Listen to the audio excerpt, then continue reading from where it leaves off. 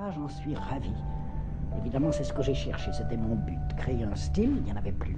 À mon sens, car il n'y a pas de style en France.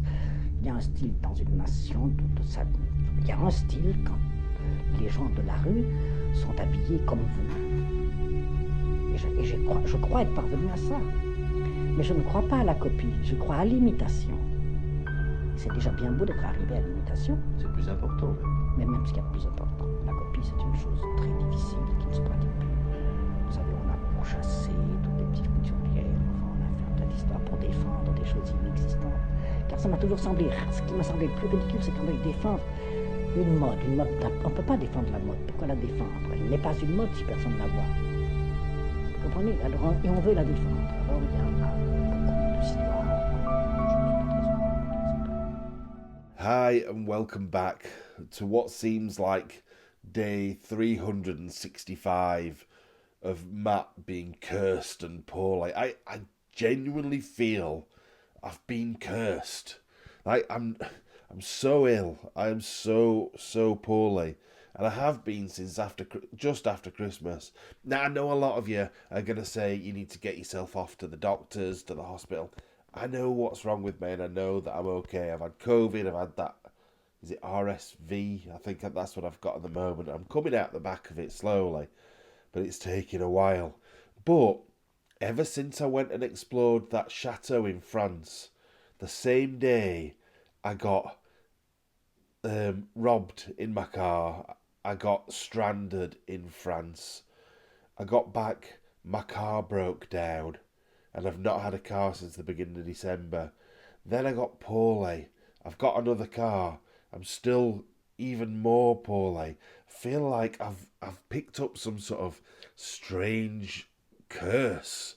It genuinely feels like everything is one on top of the other. Like even silly things, down to the fact that I borrowed my dad's car, and then the day after the clutch went on my dad's car, so he didn't have a car either. Everything's gone wrong.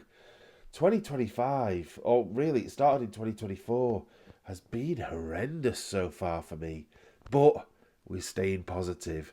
I'm going to do an abandoned house review, a looking back at one. What's the word I'm looking for?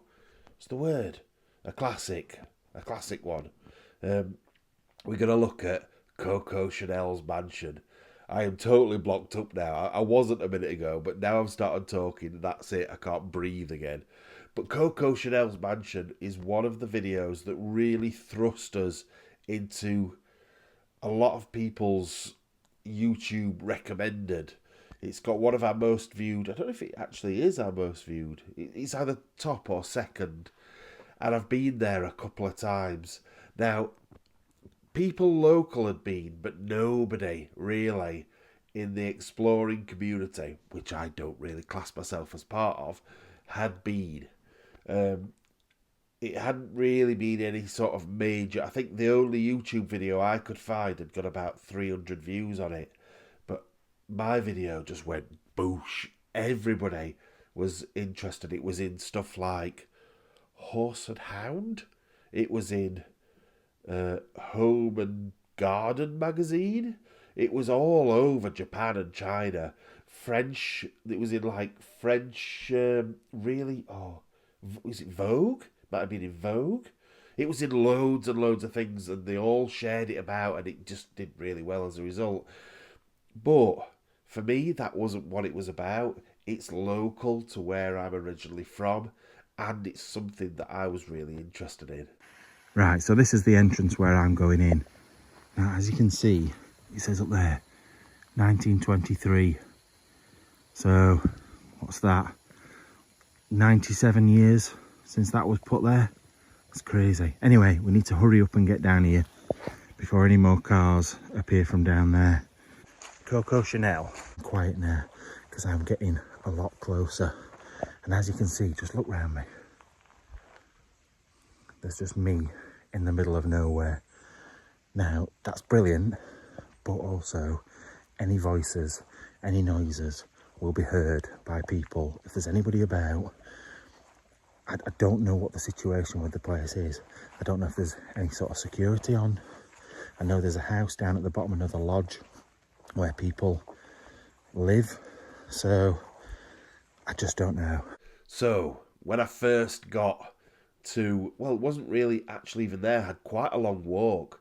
So I had to drive for about 30 minutes from where I am in Scotland to get to the right place. And it's loads of little tiny windy roads. If anyone's ever been or knows it round there, it is like in the middle of nowhere. And I love it. I love it because you see deer, you see owls, you see all sorts of different wildlife knocking about. And then you have to park your car and walk down a long track through the woods. And it's scary because the thing is round there, and I know it from growing up round there, really. Like, even though it's not, I don't live there now. I'm up there every year, every single year, so I know what it's like. If you want to shoot someone, you just say, "Oh, I was shooting deer" or something like that, and if they just happen to be there, I thought it was a deer. You never know. The likelihood that's not going to happen. Oh God, I'm dying. I can't breathe. The likelihood is that's not going to happen. More than likely, you're going to get hit over the back of the head or a gun shouted at, something like that. So, I didn't really want to get caught. I was quite scared. So I made my way, I crept down, knowing that there was a house not far away. And then when the car came up the drive to their house, I was petrified. I could see the lights, I could see them waiting. And I knew that I had to wait my time and take my time to get in. Oh, it was nerve-wracking. Just round this corner is a house, which I didn't know was here. And it's a house where there are clearly people. The lawns are cut. But that place is looking like it's been left to rack and ruin. But what I've got to try and do is get over there without being spotted by the house that's just there. So how do I get to the other side? I'm going to have to head that way through all this really thick grass and cut round to the front.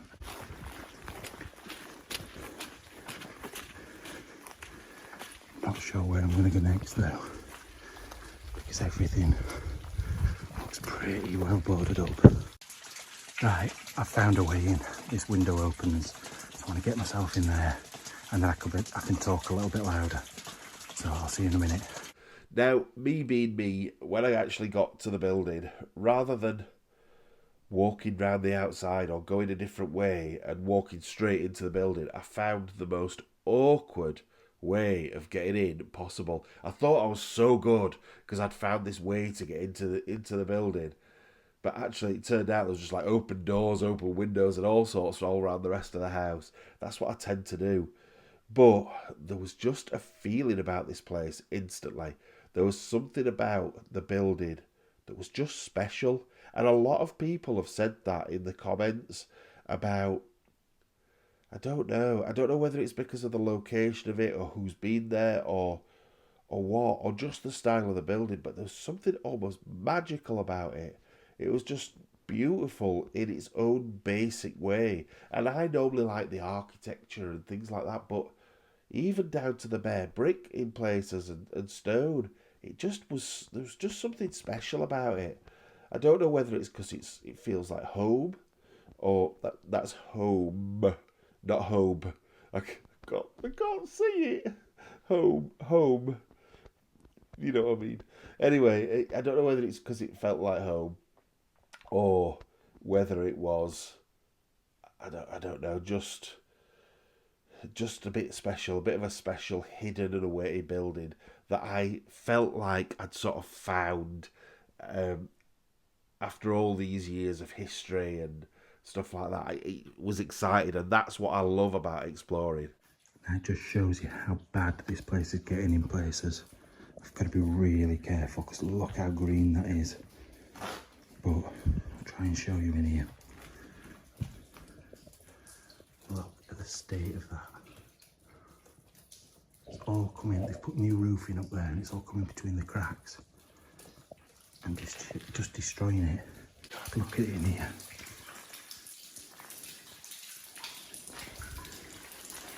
Big chaise lounge. This is the roof that's collapsing, I think. Big archways. Now, the Explorer was an Explorer of two sides, really.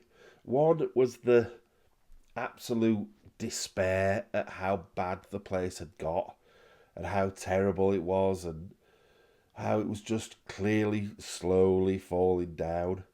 And the other half was seeing things that someone as amazing as Coco Chanel and her, because her life was just crazy. If you read up on her life, I'll tell you a couple of bits, but you really want to look into Coco Chanel's life. It's not just about perfume or clothes.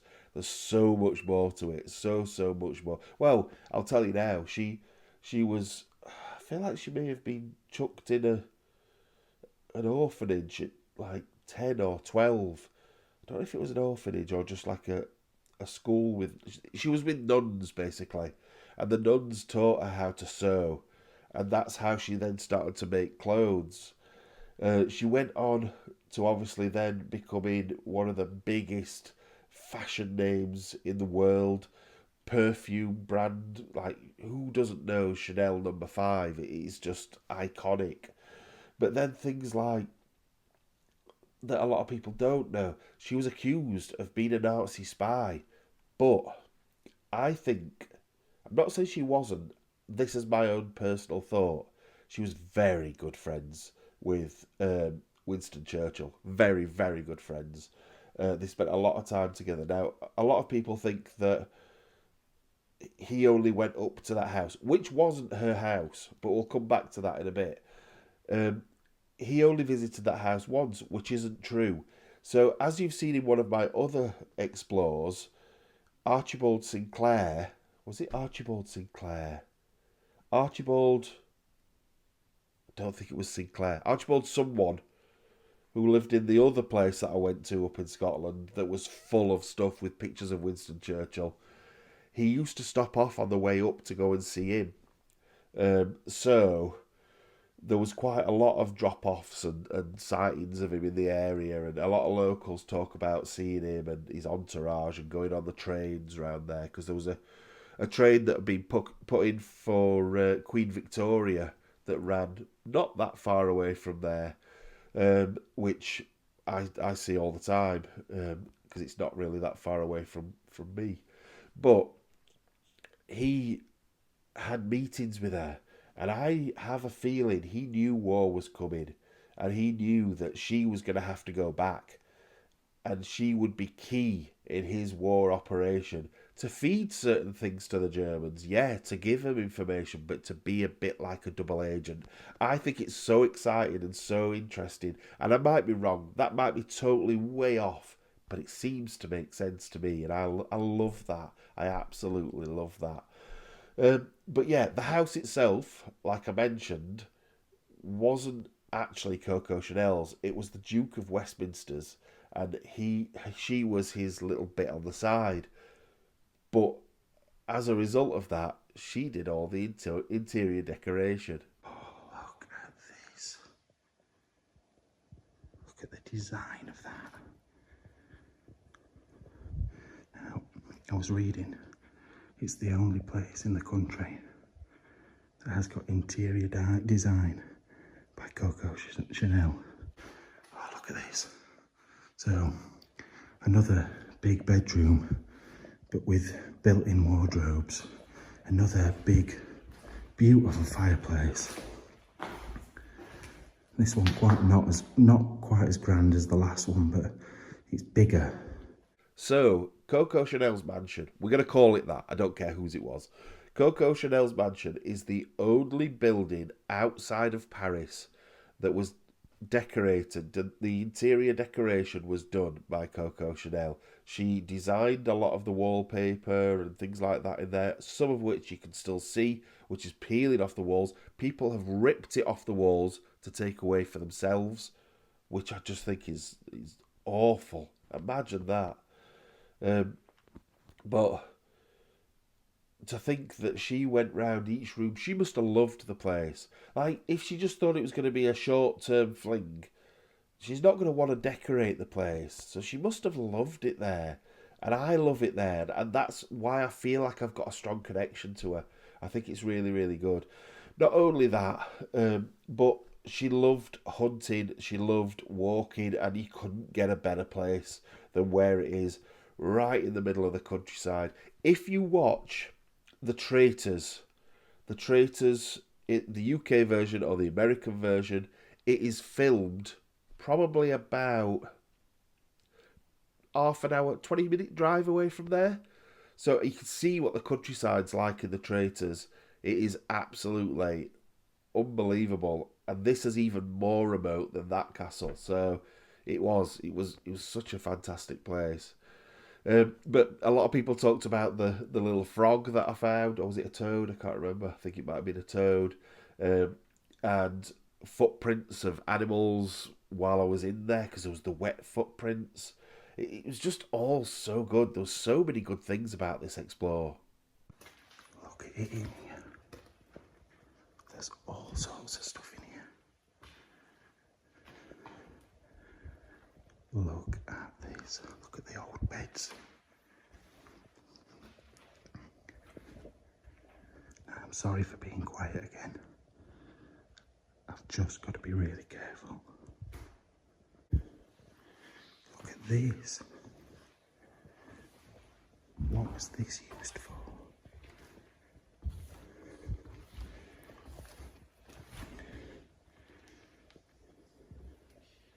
What would that be used for?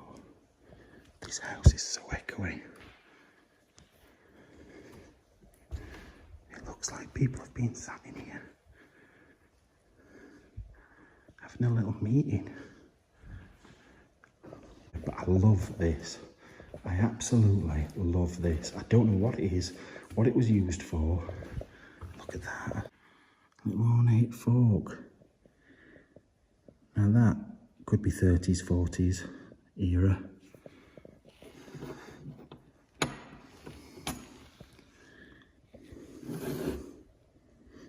And typically, where I'm from, Sheffield steel, it's silver plated. Wow. So that's come all the way up from where I live to here. You will never believe what is inside this. Some of you will. Some of you will be like, are you stupid? Can you not see what it is? But, wow. Let me show you. I don't know what date this would go back to. Probably 30s. Let me show you. So this would have been pulled along by horses with the old wheels on. It's the fire engine. It's got all the hoses in it for the fire. Now, there wasn't many items in there, but some of the items in there were just absolutely out of this world. And it does make me sad to see a lot of them have now been removed. However, it sort of doesn't in another way, and I'll explain that. But there was the old fire engine cart with the old-fashioned hoses in, which could have been anything from the late 1800s to the early 1900s. Which is crazy to think that would have sort of been properly used by firemen of the day, which you don't even think about back then. I don't know why you don't think of fire forces. Do you know what I mean? It's just a bit weird, isn't it? But also pictures and books. And there was some modern stuff in there as well, but some of the things like the Singer, like, was that Singer sewing machine used by her? Was it, like, you just don't know what items in that building were in the building when she was there. That's what interests me. Like, obviously the more modern books from the 70s, she wasn't there then. She died, I think, in the 70s. And she probably didn't go back to that house after maybe the 30s. I'm not sure. So it is weird to think some of those items will have been picked up by her, will have been touched, will have been looked at by her, and such an amazing woman. It makes me feel proud. Like, I've been in buildings where there's been Winston Churchill, there's been Coco Chanel. I've been in places where there's been really important people from First World War, Second World War. I've been in Prince Andrew's shower. Yeah, maybe a low point. But what I'm saying is, it does feel like you're getting to be part of their life in a very small way.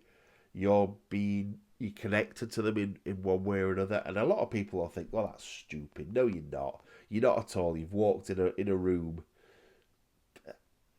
I like to think of it that way. And that's me. That's just who I am.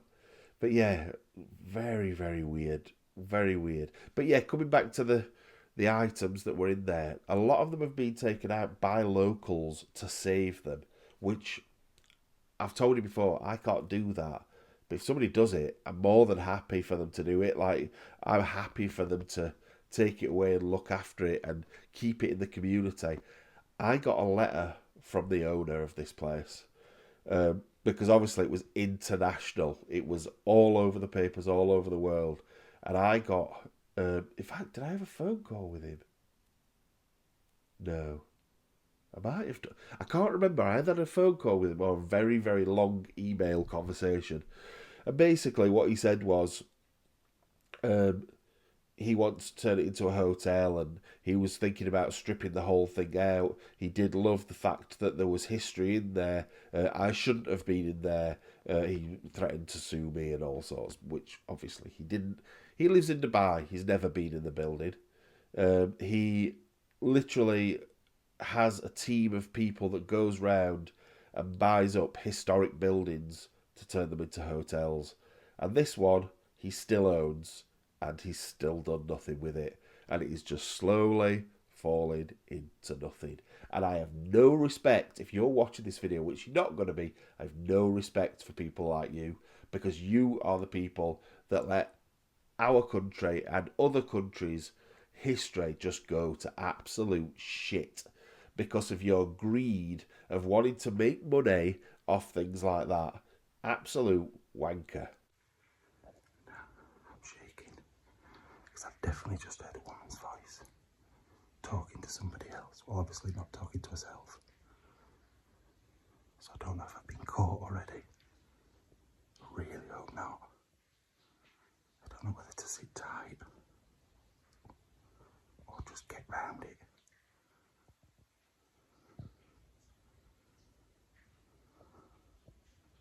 I'm just going to go and have a look round to store stuff. There's wet dog prints on the floor.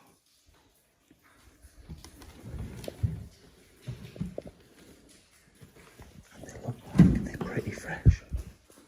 I've got like a thing with chicken skin, like Andy always goes on about, and our good friend Ben at Casperside proper got like chicken skin, and like the hairs on my, I ain't got a hairy back, but the hairs on the back of my neck are all standing up. I feel really ill at ease at the moment.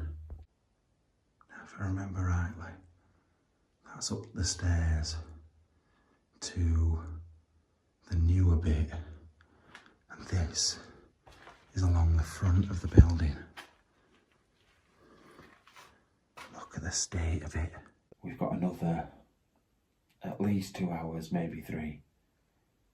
It's going to start coming light at least about 5:30. But in this little bit where we are now, definitely not going to be any light. You know what, if that fucking door shuts up there, I'll show you. Imagine that door slamming shut. What would I do? There's no way out. It's solid. I'd be stuck in here. Be absolutely stuck. Fucking hell. The things I get myself into, I tell you now.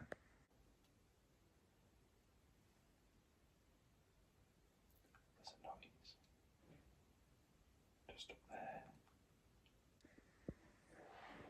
Can you hear it? Listen.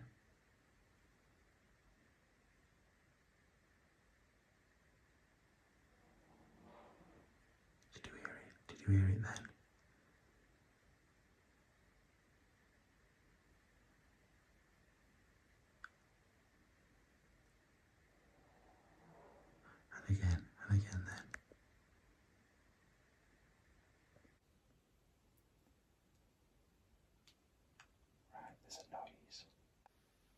that sounds like it's coming from the room I did the live stream in, or maybe the one before it. It's almost like a dragging noise. Not a dragon noise, a dragging noise. And finally, whispers, noises, scary bits. So I did go there twice. I went and did a live video overnight there as well. And there was strange whispers, noises, and all the paranormal people loved it because they're gonna, aren't they? Do you know what I mean? I don't know. I felt scared in there. I can't really. It's been quite a while since I went, and I haven't watched the live or the video back, so I can't remember how I felt. I do remember feeling scared, but I don't know what reason that scared feeling was. Was it because I was scared of being caught, or was it because I was scared of things that go bump in the night? I do remember hiding at one point because I could hear footsteps. So maybe it was. I don't know. Either way, absolutely amazing place. I am tempted to go back when I go up in August again, just to do a revisit and do another like follow-up video of what it looks like now, what's missing, and what has changed, what's fallen down, if it's still the same, or if it's been done up. I'd love to get there and it'd be like somebody living in it. Obviously, I wouldn't explore it if that was the case, but you know what I mean. Anyway, I'm going to battle on. I'm going to try and get some more videos done for this week if I can. And then I'll try and get out exploring so you've got a video on Sunday. It is very hard at the moment. I've got my car back and typically now I'm really poorly. But I need to do it for you. I need to do it for me. I can't be in this house much longer. I really can't. So I might just go and do the south of England. Rather than getting on a plane like I planned, I might just go and do the south of England. Although that means paying extortionate amounts for places to stay at night because it's too cold to stay in the car. Right, love you all. I'm going to stop moaning now. Love you all. See you later. Bye-bye.